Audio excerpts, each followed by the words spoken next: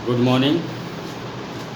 पहले हम पढ़ रहे थे जीन प्रकटन की क्रिया के बारे में, और जीन प्रकटन की क्रिया में हमने बताया था कि डीएनए में जो भरी हुई सूचनाएं होती हैं उसका एमआरएनए से होकर के प्रोटीन संश्लेषण या प्रोटीन निर्माण, चाहे वो संरचनात्मक प्रोटीन हो चाहे वो क्रियात्मक प्रोटीन हो, इस निर्माण की प्रक्रिया को ही जीन प्रकटन कहते हैं। और जीन प्रकटन में हम बता चुके हैं कि डीएनए से एमआरएनए का निर्माण कैसे होता है, एमआरएनए से प्रोटीन का निर्माण कैसे होता है। तो हम जीन प्रकटन में दो चक्र बताए थे, एक लाइटिक चक्र, एक लाइसोजेनिक चक्र। लाइटिक चक्र में तोड़ देता है पूरी सेल को, और लाइसोजेनिक चक्र में अपना डीएनए जो है वायरल यानी अपना डीएनए उस जीवाणु या किसी होस्ट कोशिका के डीएनए से क्या कर देता है, जोड़ देता है। जीन प्रकटन में जैसे कुछ ऐसे प्रकटन होते हैं जिनको कहते हैं अनियंत्रित जीन प्रकटन। अनियंत्रित जीन प्रकटन, ये क्या है अनियंत्रित जीन प्रकटन?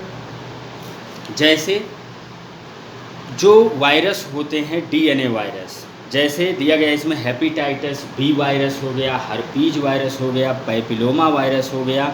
ये जो डीएनए वायरसेस होते हैं इसमें लगभग 20 प्रकार के कैंसर उत्पन्न करने वाले जीन पाए जाते हैं। हमने आपको ये भी बताया था जीन क्या है। डीएनए में पाया जाने वाला वह छोटे से छोटा खंड जो नाइट्रोजनी क्षार से मिलकर बना हुआ होता है, जो एक विशेष पॉलीपेप्टाइड चेन का विशेष लक्षण का निर्धारण करता है, विशेष कैरेक्टर का निर्धारण करता है, उसे जीन कहते हैं। और वही जीन डीएनए में पाया जाता है। तो ऐसे 20 प्रकार के जीन पाए जाते हैं जो कैंसर उत्पन्न करते हैं, यानी कैंसर उत्पन्न करने वाले पदार्थ या जीन पाए जाते हैं जिनको ऑन्कोजीन कहते हैं। ऑन्कोजीन, ये जो ऑन्कोजीन होते हैं, जब कोई वायरस अपना डीएनए किसी होस्ट या हमारी ही बॉडी की कोशिका में प्रविष्ट करा देता है, तो हमारे बॉडी के डीएनए में भी इसी कैंसर उत्पन्न करने वाले जीन के समान जीन पाए जाते हैं, जो कि कैंसर उत्पन्न नहीं करते हैं बल्कि उसी के मिलते जुलते नाइट्रोजनी क्षार से मिलकर बने हुए जीन होते हैं, जिसमें एडेनिन ग्वानिन सेम लगभग सीक्वेंस पाया जाता है, क्रम पाया जाता है, जिनको प्रोटो ऑन्कोजीन कहते हैं। प्रोटो ऑन्कोजीन इनको कहेंगे, प्रोटो ऑन्कोजीन, जो हमारी बॉडी में इस ऑन्कोजीन के समान जीन पाए जाते हैं लेकिन वो कैंसर उत्पन्न नहीं करते हैं, उन्हें क्या कहते हैं, प्रोटो ऑन्कोजीन। जब वायरस हमारी बॉडी की डीएनए में अपना डीएनए प्रवेश करा देता है तो हमारे जो प्रोटो ऑन्कोजीन्स पाए जाते हैं उनको सक्रिय कर देता है। मतलब हम तो कैंसर उत्पन्न करने जा रहे हैं, तुम भी कैंसर उत्पन्न कर लो। और ये जो प्रोटो ऑन्कोजीन है ये उसी कोशिका विभाजन करने वाली जो प्रोटीन बनाने का काम होता है वही प्रोटीन ये बनाते हैं। जब कोशिका विभाजन को रोकने वाली protein cyclin independent protein kinase करके एक एंजाइम होता है, वो कोशिका विभाजन को नियंत्रित करता है। तो जब ये ऑन्कोजीन प्रोटो ऑन्कोजीन से होस्ट के सेल से जुड़ जाएगा तो वो प्रोटीन या एंजाइम का निर्माण नहीं हो पाएगा। यानी जो प्रोटो ऑन्कोजीन है इसको सक्रिय करके ऑन्कोजीन में बदल देगा, और ऑन्कोजीन में बदल देगा, कोशिका विभाजन हमारे शरीर में अनियंत्रित ढंग से होने लगेगा, और इसी स्वरूप को हम क्या कहते हैं, कैंसर कहते हैं। और इसी पूरी प्रक्रिया को अनियंत्रित जीन प्रकटन कह देते हैं कि नियंत्रण से बाहर हो गया, सेल डिवाइड ही होती चली जा रही है और सेल का मास बना ले रही है, ट्यूमर बना ले रही है, उसी को हम कैंसर कहते हैं। इससे बचने के लिए रेगुलर एक्सरसाइज कीजिए। रेगुलर जो है एक्सरसाइज करने से हमारी जो एंटीबॉडी है, हमारी जो फाइटिंग कैपेसिटी है बॉडी की, वो बढ़ जाती है और मार करके वायरसों को हटा देती है। इसके अलावा प्रोकैरियोटिक कोशिकाओं में जीन प्रकटन कैसे होता है, तो आपको हमने बताया था प्रोकैरियोटिक कोशिकाओं का डीएनए वृत्ताकार होता है, डबल स्ट्रैंडेड डीएनए होता है। जो वृत्ताकार होता है उसमें जो ट्रांसक्रिप्शन यूनिट होती है या अनुलिपिकरण जो इकाई होती है, उसमें एक ही अनुलेपीकरण इकाई से या एक ही जीन से कई प्रकार के जो है पॉलीपेप्टाइड, अलग अलग प्रकार के पॉलीपेप्टाइड चेन का निर्माण हो सकता है। लेकिन जब हम बात करते हैं यूकैरियोटिक कोशिकाओं के जीन प्रकटन के बारे में, तो आप जानते हैं यूकैरियोटिक कोशिकाओं में जो गुणसूत्र या डीएनए होता है, डीएनए हिस्टोन प्रोटीन के साथ जुड़ा होता है, हाईली क्वाइल्ड स्ट्रक्चर बनाता है यानी क्रोमोसोम बनाता है।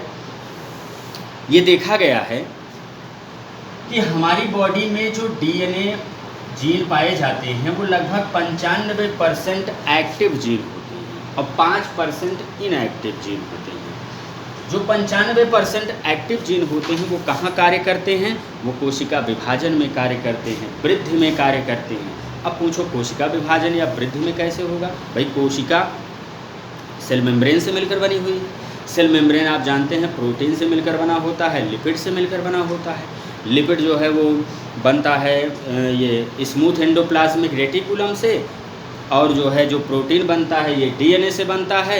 इसका मतलब कोशिका कला के निर्माण में सहायता कर रहा है, संरचना बनाने में सहायता कर रहा है, इसलिए इसको संरचनात्मक प्रोटीन कह देते हैं। यानी संरचनात्मक प्रोटीन का निर्माण करते रहते हैं लगातार। चूँकि कोशिका विभाजन हो रहा है तो लगातार संरचनात्मक प्रोटीन का निर्माण होता जाएगा। क्रियात्मक प्रोटीन का निर्माण कहाँ होगा? जो फंक्शन कर रहा है, जैसे श्वसन में सुने होंगे क्रेब्स चक्र के बारे में, ग्लाइकोलाइसिस के बारे में, इलेक्ट्रॉन ट्रांसपोर्ट सिस्टम के बारे में। इन सब सिस्टम को आगे बढ़ाने के लिए हमारी बॉडी में एंजाइम बनाने हमेशा बनते रहते हैं, लगातार बनते रहते हैं। यानी 95% जीन लगातार सक्रिय रहते हैं और 5% जीन वो क्या होते हैं? निष्क्रिय रहते हैं। इसके अलावा यूकैरियोटिक में जो सक्रिय खंड होते हैं या जो सक्रिय जीन होते हैं उनको एक्सान कहा जाता है, और जो निष्क्रिय जीन होते हैं उनको इंट्रॉन कहा जाता है।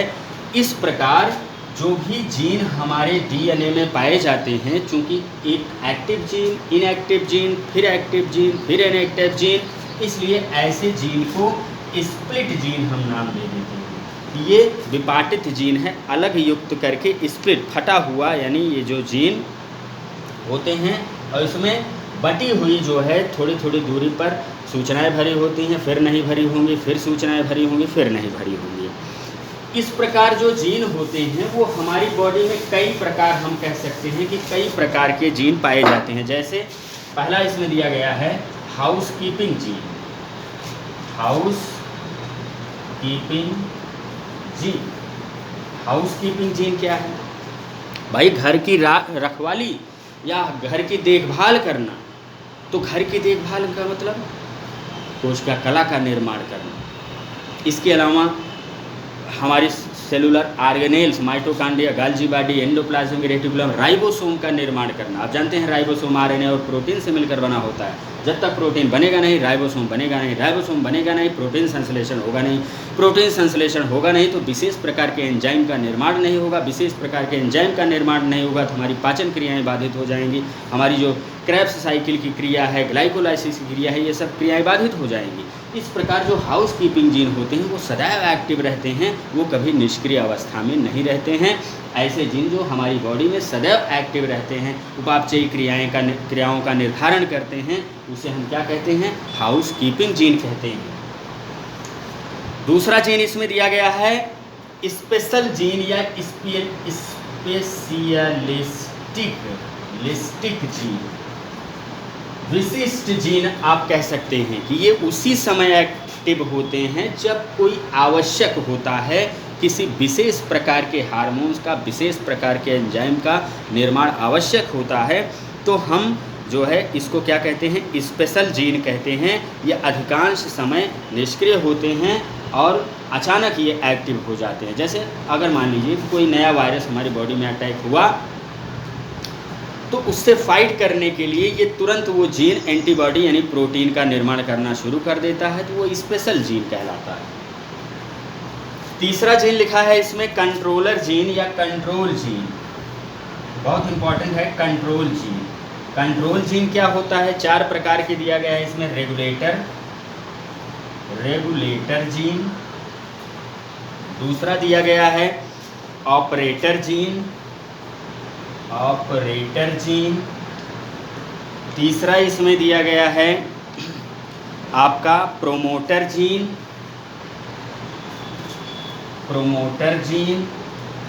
और चौथा दिया गया है आपका टर्मिनेटर जीन।